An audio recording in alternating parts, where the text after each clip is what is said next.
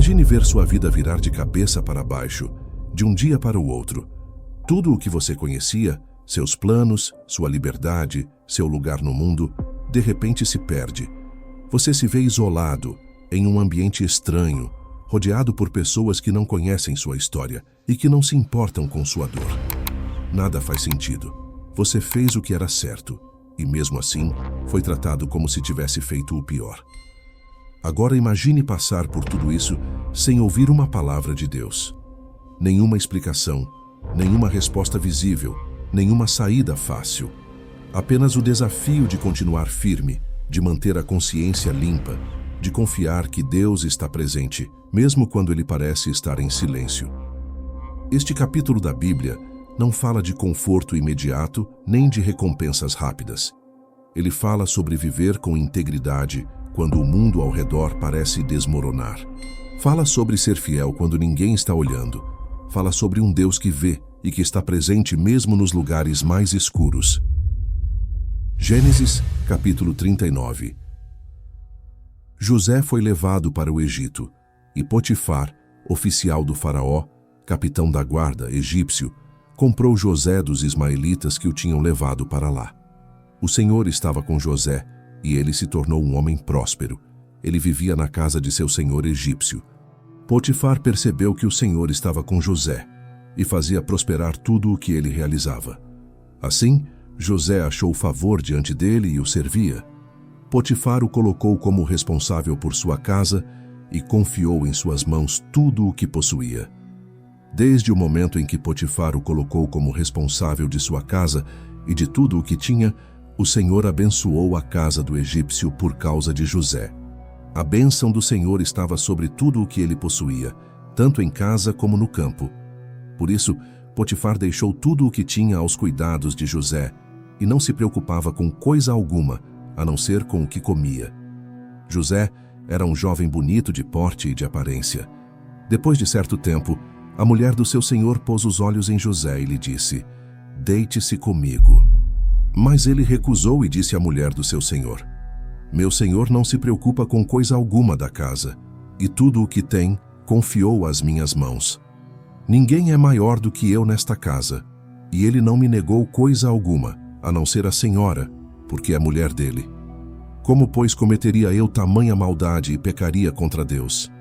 Apesar de ela insistir com José dia após dia, ele não lhe dava ouvidos, nem consentia em deitar-se com ela, ou mesmo estar com ela.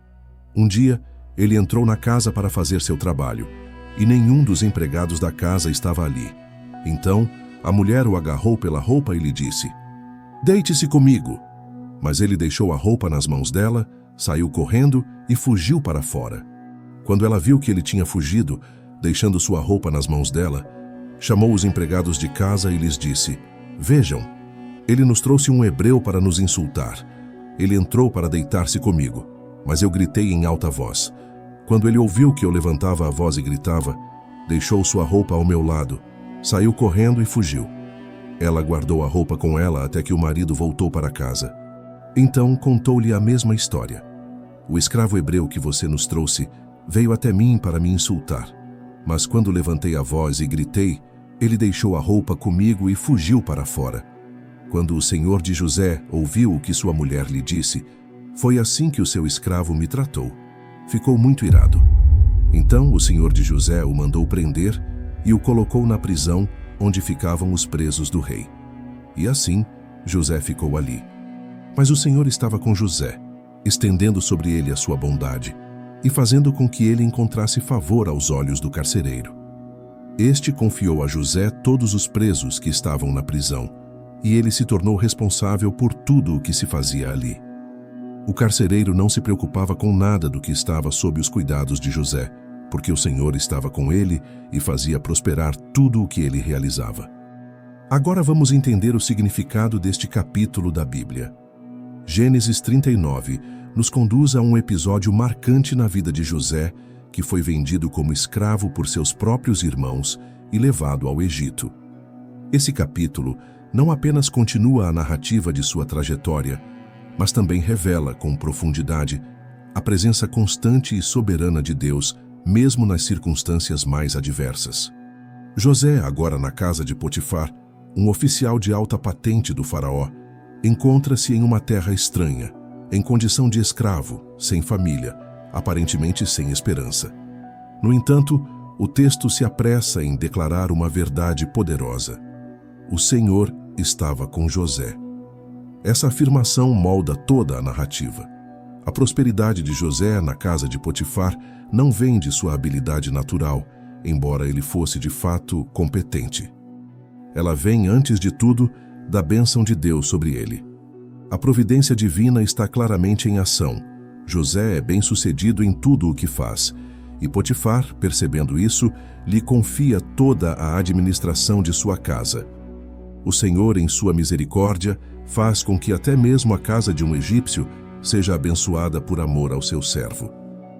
Isso revela que Deus não está limitado às fronteiras de Israel, nem ao bem-estar imediato de seu povo, mas age soberanamente sobre todos, em todos os lugares, com propósito e sabedoria. Porém, logo essa prosperidade e honra serão postas à prova. A esposa de Potifar se encanta pela beleza de José e tenta seduzi-lo. O jovem hebreu, embora fosse um servo, não cede à pressão. Sua resposta é profunda e digna de nota. Ele não está apenas preocupado com sua lealdade a Potifar, seu senhor terreno, mas, sobretudo, com a fidelidade ao seu Senhor celestial. Como poderia eu fazer tamanha maldade e pecar contra Deus? Essa é a raiz de sua integridade, temor do Senhor. José entende que o pecado não é meramente uma ofensa pessoal ou social, mas uma rebelião contra Deus. A recusa de José, no entanto, não o livra de problemas imediatos. A mulher de Potifar, rejeitada, mente e o acusa injustamente. Essa falsa acusação leva José à prisão, ainda que ele tenha agido com retidão. Aqui vemos mais uma vez que fazer o certo diante de Deus nem sempre resulta em reconhecimento humano ou recompensa imediata. Às vezes, a fidelidade a Deus leva ao sofrimento, à injustiça e à solidão. Mas, novamente, o texto ecoa a mesma certeza. O Senhor estava com José. Mesmo na prisão, o Senhor não o abandona.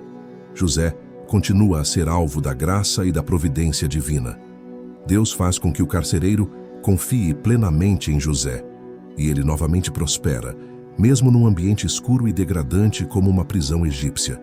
Isso demonstra que o favor de Deus não depende das circunstâncias externas.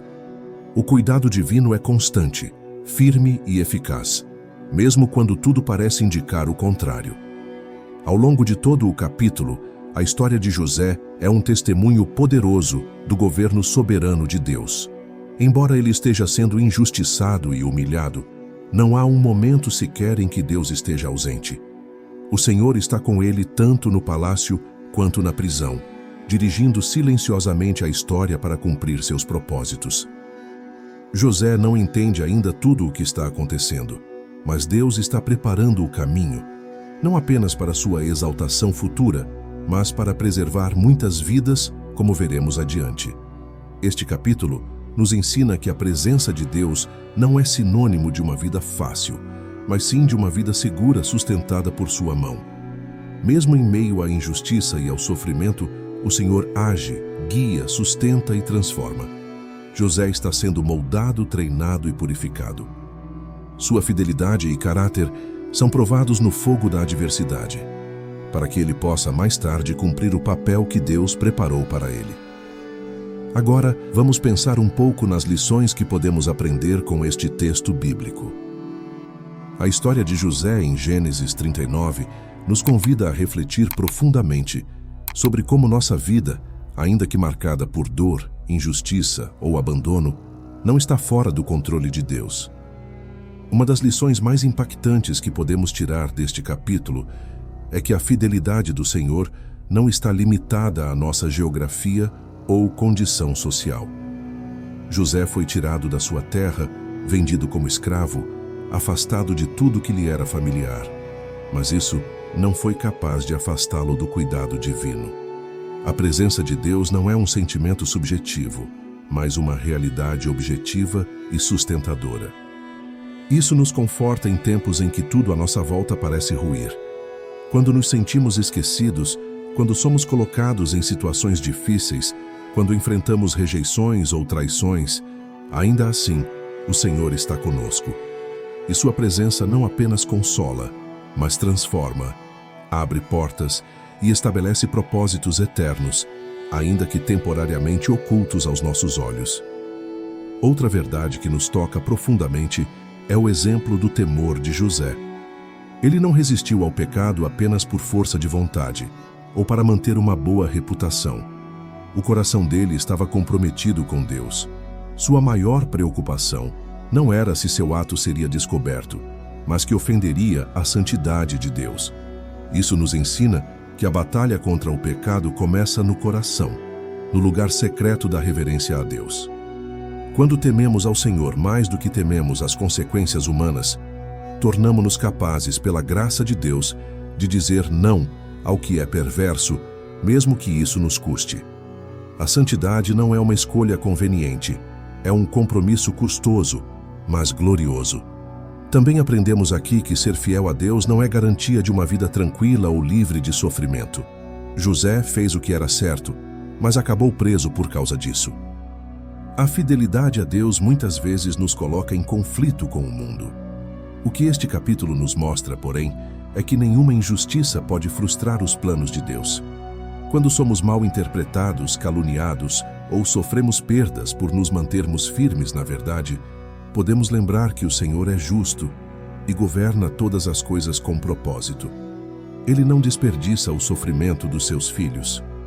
Ele usa até as prisões mais escuras para cumprir sua vontade e refinar nosso caráter. E quando estivermos dentro da prisão, seja ela qual for, devemos lembrar que não estamos sozinhos. O mesmo Deus que esteve com José está conosco também. Há ainda uma lição profunda sobre a maneira como Deus concede graça aos seus filhos, mesmo em meio ao sofrimento. Não foi apenas que José teve um bom comportamento na prisão, foi que Deus lhe deu favor aos olhos do carcereiro. Isso nos ensina que mesmo quando somos injustiçados, Deus continua abrindo portas, continua sustentando nosso testemunho, continua nos dando meios de florescer onde fomos plantados, ainda que o solo pareça infértil. Esse favor é dom de Deus, não conquista pessoal. E isso deve nos manter humildes, reconhecendo que toda boa dádiva vem do alto, mesmo em tempos de dor. Por fim, somos chamados a descansar na soberania de Deus. O texto não mostra Deus se explicando a José. Não há visão, não há voz divina dizendo: José, confie, estou preparando algo maior. E ainda assim, Deus estava com ele em cada passo. Essa ausência de explicação explícita nos ensina algo precioso. Muitas vezes, Deus trabalha em silêncio. Ele dirige nossa vida com precisão, mesmo quando não compreendemos o que está acontecendo. Podemos não ver o fim do túnel, mas Ele vê o plano completo. Isso nos chama a confiar, não em nossos sentimentos ou circunstâncias, mas no caráter imutável e fiel do nosso Deus. Quando sabemos quem Ele é, podemos suportar o que Ele permitir. O que lemos em Gênesis 39 não é apenas um relato antigo de um jovem hebreu em terra estrangeira. É, na verdade, uma janela para o coração de Deus, que governa soberanamente sobre todas as circunstâncias e preserva os seus escolhidos, mesmo quando tudo parece desabar. A vida de José, marcada por rejeição, humilhação, tentação e injustiça, ecoa profundamente na alma de todo aquele que já sofreu por fazer o que é certo, que já foi mal interpretado por permanecer fiel, que já se viu sozinho num cárcere de dor, dúvidas ou solidão. A mensagem de Gênesis 39 nos atravessa com esperança, porque ao longo de toda a narrativa, não ouvimos Deus falar, mas o vemos agir. O Senhor estava com José. Essa simples frase transforma tudo. Ela é suficiente para sustentar a alma aflita, para manter firme o coração quebrantado, para fortalecer a fé que teme desfalecer. Mas há um sofrimento ainda mais profundo que o de José. O de alguém que, sendo inocente, foi entregue à morte mais vergonhosa. José foi acusado injustamente e lançado numa prisão. mas Cristo foi acusado injustamente e pregado numa cruz. José foi abandonado por seus irmãos, mas Jesus foi rejeitado por toda uma nação, traído, zombado, humilhado e ainda assim permaneceu sem pecado.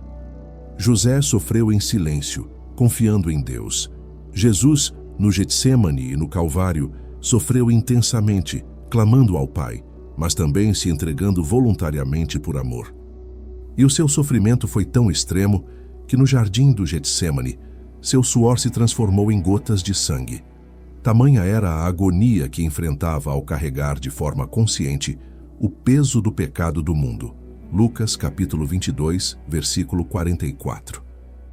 José foi tentado pela esposa de Potifar, mas resistiu por temor a Deus. Cristo, o Filho de Deus, também foi tentado, não por uma mulher, mas pelo próprio Satanás no deserto. Em Mateus capítulo 4, vemos que o inimigo tentou fazer com que Jesus buscasse glória, poder e satisfação pessoal, mas ele respondeu com a palavra e permaneceu firme, como o verdadeiro servo obediente, vencendo a tentação por nós. Ele foi tentado em todas as coisas à nossa semelhança, mas sem pecado, para que pudesse ser nosso Redentor perfeito. Hebreus capítulo 4, versículo 15. E mais, ele já levou sobre si o peso do pecado que nos condenava, para que, em meio às nossas tribulações, fôssemos consolados com a certeza de que nada, absolutamente nada, pode nos separar do amor de Deus que está em Cristo Jesus, nosso Senhor. Romanos capítulo 8, versículo 38 e 39. Esse amor é a âncora da alma em meio ao sofrimento. É o consolo mais profundo na injustiça. É a força que sustenta aqueles que não compreendem o porquê de tantas dores, mas confiam naquele que já venceu todas as dores por eles. Portanto, se você está atravessando prisões de dor, se está resistindo tentações em meio à solidão, se sente que foi esquecido ou maltratado mesmo por fazer o que é certo, olhe para Cristo. Ele conhece cada lágrima, cada injustiça, cada batalha secreta. E mais, ele venceu por nós. Ele sofreu para que, em meio às nossas tribulações, encontrássemos consolo, segurança e promessa de redenção. Zele por sua vida espiritual. Não troque a fidelidade eterna por um prazer momentâneo. Não perca o temor do Senhor. Lembre-se de que sua integridade diante de Deus vale mais do que qualquer reconhecimento humano. E quando cair, corra para Cristo. Ele não te rejeitará. Ele é o Cordeiro que foi morto, mas que vive.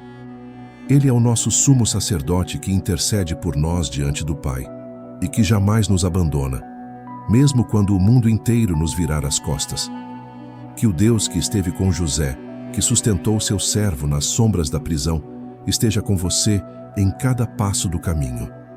Que o Espírito Santo o fortaleça para resistir o mal e perseverar na fé. E que, ao olhar para a cruz, você se lembre de que está guardado pelo sangue daquele que venceu por você. Se você gostou desse vídeo, não se esqueça de deixar seu like, pois isso nos ajuda a proclamar e levar o Evangelho a mais pessoas. E se ainda não é inscrito, convido você a se inscrever no canal e ativar o sininho de notificações para não perder os próximos conteúdos. Que Deus abençoe grandemente a sua vida.